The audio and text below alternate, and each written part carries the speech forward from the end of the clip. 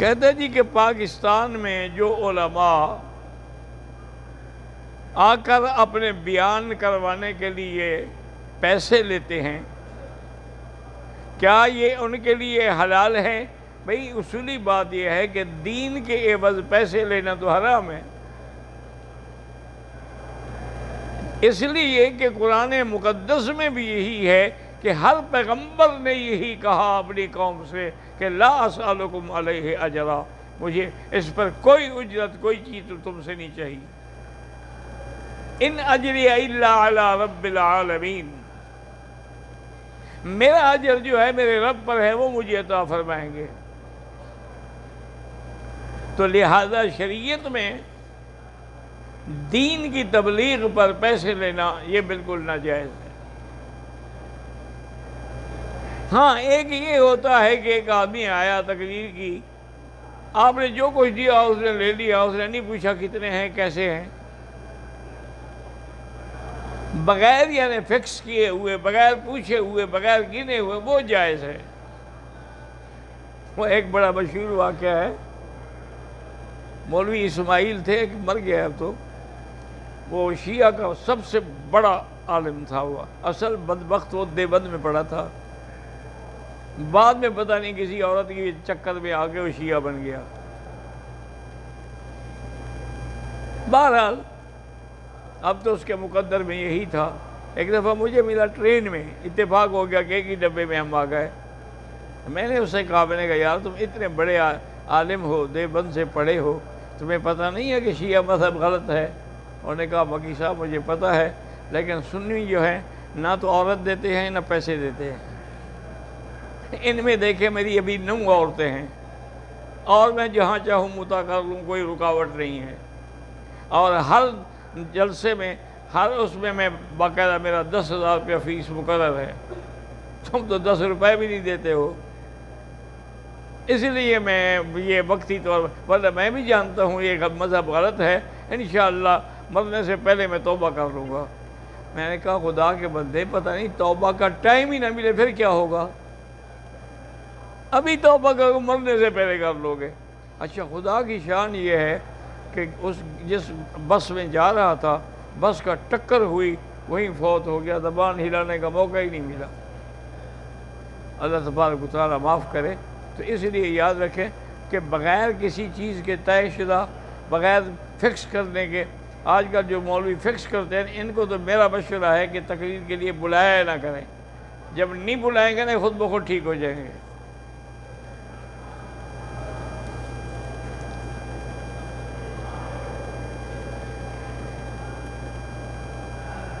میری بیٹی کو ایلوپیشیا ہے، جس کی وجہ سے جسم اور سر کے بال گر جاتے ہیں.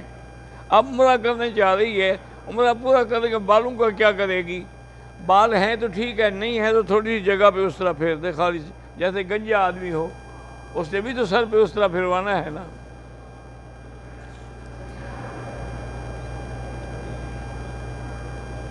غسل جنابت کے لیے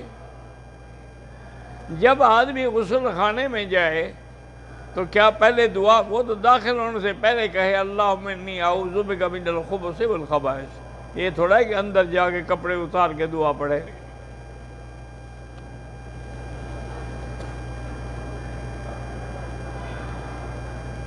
اگر غسل خانے میں نلکا یا بالٹی کو ہاتھ لگائے تو پہلے ہاتھ دھو کے ہاتھ لگائے نا، ایسے نہ لگائے نا.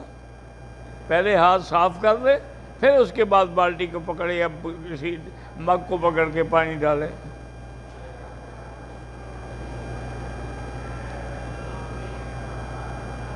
میں مدینہ منورہ سے بغیر احرام کے مکے آ گیا، پھر میں نے طائف سے عمرہ کر لیا، الحمدللہ ٹھیک ہو گیا، اب کوئی دم نہیں.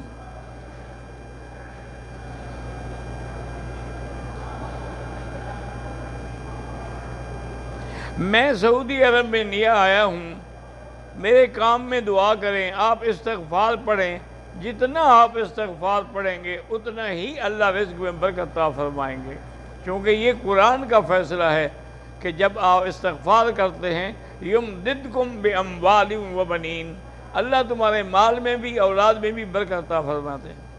ایک آدمی آیا حضرت حسن کے پاس، حضرت حسین کے جو بڑے بھائی تھے، ان دونوں کے درمیان 1 سال کا فرق تھا۔ اس نے کہا حضور میرے مال میں برکت نہیں ہوتی، فرمایا استغفار پڑھا کرو۔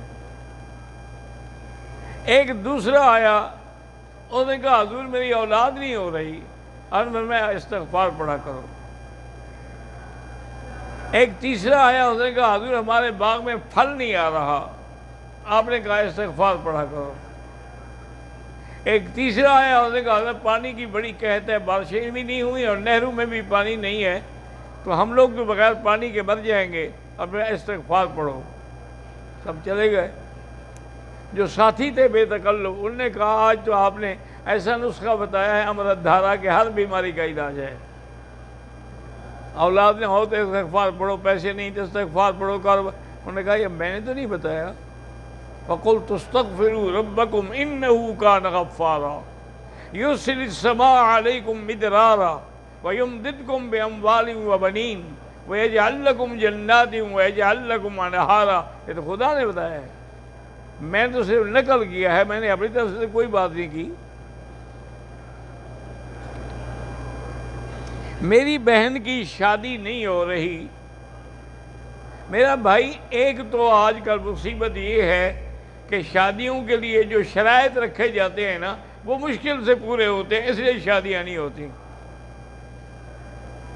حالانکہ سنت کیا ہے کہ بھئی گواہ ہوں، نکاح خواہ ہو، 2-4 چھوارے کھجور تقسیم کر دے، نکاح ہو گیا، شادی ہو گئی۔ اب ہماری شادی الگ ہے، مہندی الگ ہے، اس کے بعد جناب ولیمہ الگ ہے، بندہ تباہ برباد ہو جاتا ہے، اس لیے کوئی شادی نہیں کرتا، کوئی رشتہ نہیں مانگتا۔ آپ کوئی لالچ نہ کریں، کسی بھی مدرسے میں کسی بڑے عالم کے پاس چلے جائیں کہ جی میری لڑکی ہے، جوان ہو گئی ہے، میں رشتہ کرنا چاہتا ہوں، کوئی اچھا طالب علم جو آپ کے ہاں قابل اعتماد ہو اس کے ساتھ نکاح پڑھا دیں۔ دیکھیں کوئی ایک رشتہ بھی نہیں بچے گا، سارے ہو جائیں گے۔ میرے والد صاحب رحمۃ اللہ علیہ کے جو سسر تھے، یعنی میری والدہ کے جو والد تھے، وہ کٹر بریلوی تھے بہت بڑے عالم۔ اس زمانے میں بھی وہ پڑھاتے تھے جب والد صاحب پڑھ رہے تھے ابھی، اور اللہ نے ان کو اتنا حسن و جمال عطا فرمایا تھا کہ ہمیشہ کپڑا کھینچ کے رکھتے تھے کہ کوئی عورت کا چہرے پر نظر پڑے وہ فتنے میں مبتلا نہ ہو، اتنا خوبصورت جوان تھے۔ اور وہ تقریروں میں باقاعدہ والد صاحب کو گالیاں دیتے تھے، کہتے تھے یہ دیوبندی ہے، وہابی ہے، یہ ایسا ہے ایسا ہے۔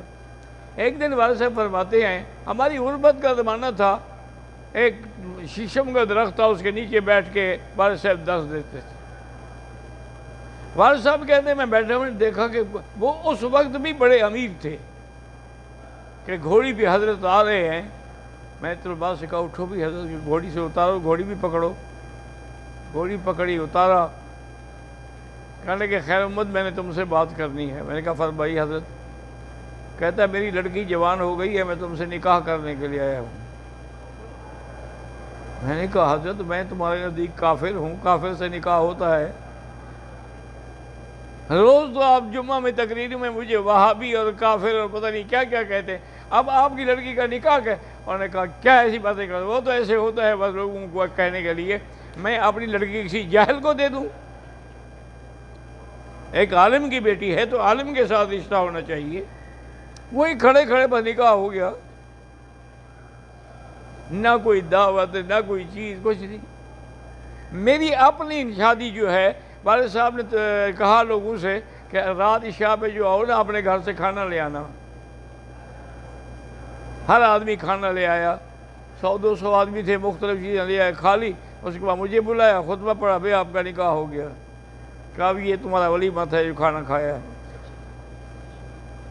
کوئی اصولی بات، اگر ایسا کرو گے نا، ایمانداری کی بات ہے، کوئی ایک لڑکی بھی گھر میں نہیں بیٹھے گی یہ پریشان ہو کر، اور پھر اللہ ان کو رزق دے گا، میاں بیوی کو خود اللہ پاک اپنی انعامات سے نوازیں گے۔ وظیفے سے کچھ نہیں ہوتا۔ میرے بھانجے بیمار ہیں، اللہ شفا عطا فرمائے۔ میری پوتی بیمار ہے، اللہ شفا عطا فرمائے۔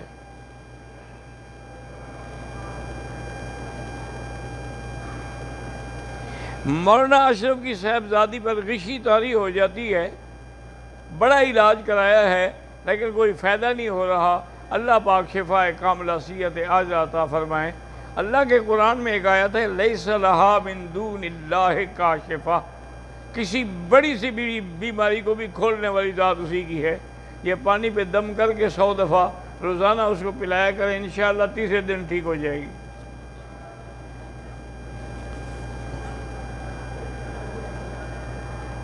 میری 3 بیٹیاں، ان کی اولاد نہیں، اللہ سب کو صاحب اولاد کرے، جن کی بھی اولاد نہیں اللہ سب کو اولاد عطا فرمائے۔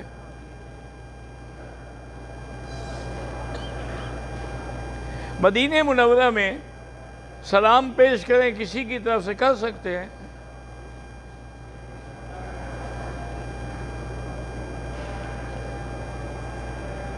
میں جدہ احرام لے کے گیا تھا کہ عمرہ کروں گا، لیکن راستے میں کوئی میقات ہوئی، جدے سے احرام باندھ لیتے، میقات کی کیا ضرورت تھی؟ بہرحال نہیں باندھا تو کوئی جرمانہ نہیں ہے۔ اگر کوئی آدمی 2 بھائی عمرہ کرنے گئے یا حج کرنے گئے، فارغ ہو کر ایک دوسرے کے سر پہ اس طرح پھیر سکتے ہیں؟ ہاں پھیر سکتے ہیں۔ پاکستان میں میری مامی جان فوت ہو گئی ہیں، اللہ مغفرت فرمائے، اللہ درجات بلند کرے۔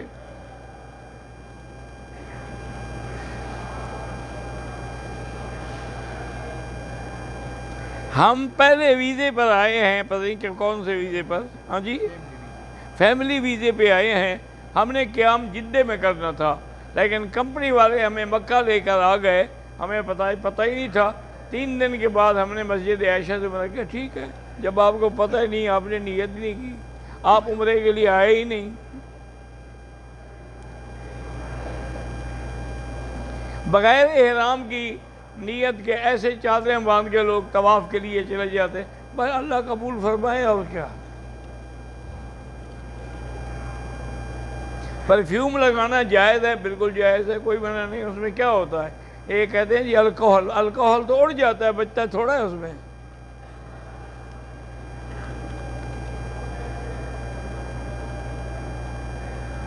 اپنی بیوی کو چھوڑ کے پرواز کیا ہے، رہنے کا حکم کیا ہے پردیس میں؟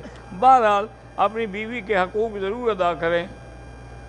حضرت عمر نے فیصلہ کیا تھا کہ جو مجاہد جنگ پہ جائیں 6 مہینے کے بعد واپس آئیں، اپنی بیوی کا حق ادا کریں، ان کے بدلے اور آدمی بھیجیں۔ تو 6 مہینے سے زیادہ بیوی کو دور نہ رکھیں، یا اس کو منگائیں یا خود جائیں۔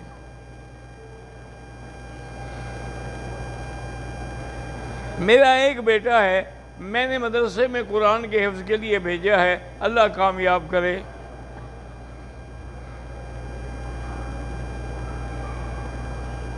میں ریاض سے آیا ہوا ہوں اور مکے میں ہوں، جب چاہیں عمرہ کر لیں، بہتر ہے کہ میقات طائف سے کر لیں۔ اللہم صلی علی سیدنا محمد وعلی آل سیدنا محمد کما صلیت علی ابراہیم وعلی آل ابراہیم انک حمید مجید۔ لا الہ الا اللہ الحلیم الکریم، لا الہ الا اللہ رب العرش العظیم، لا الہ الا اللہ رب السماوات رب الارض رب العرش الکریم۔ اللہم انا نسألک باسمائک الحسنى وصفاتک العلیٰ، اللہم ثبتنا علی الایمان، اللہم ارزقنا حسن الختام، اللہم اہدنا فیمن ہدیت، وعافنا فیمن عافیت، وتولنا فیمن تولیت، وبارک لنا فیما اعطیت، وقنا واصرف عنا برحمتک شر ما قضیت۔ اللہم اصلحنا واصلح بنا واصلح اولادنا واولاد المسلمین، اللہم اصلح شبابنا وشباب المسلمین، اللہم اصلح بناتنا وبنات المسلمین، اللہم اصلح ذریاتنا وذریات المسلمین، اللہم اغفر لنا ولوالدینا ولوالد والدینا ولمشائخنا ولاساتذتنا ولمن حق علینا ولمن اوصانا واستوصانا ولجمیع المسلمین والمسلمات والمؤمنین والمؤمنات الاحیاء منہم والاموات۔ یا اللہ تمام آنے والوں کی حاضری منظور فرما، یا اللہ تمام کا حج اور عمرہ منظور فرما، یا اللہ سب کے دامن جو ہیں اپنی رحمتوں سے بھر دے، کسی کو اپنے دروازے سے خالی نہ فرما۔ یا اللہ ہمیں تو مانگنا بھی نہیں آتا، لیکن آپ غفور الرحیم ہیں، بغیر مانگے عطا فرما۔ ربنا آتنا فی الدنیا حسنۃ وفی الآخرۃ حسنۃ وقنا عذاب النار۔ سبحان ربک رب العزۃ عما یصفون وسلام علی المرسلین والحمد للہ رب العالمین۔ خیال کرو۔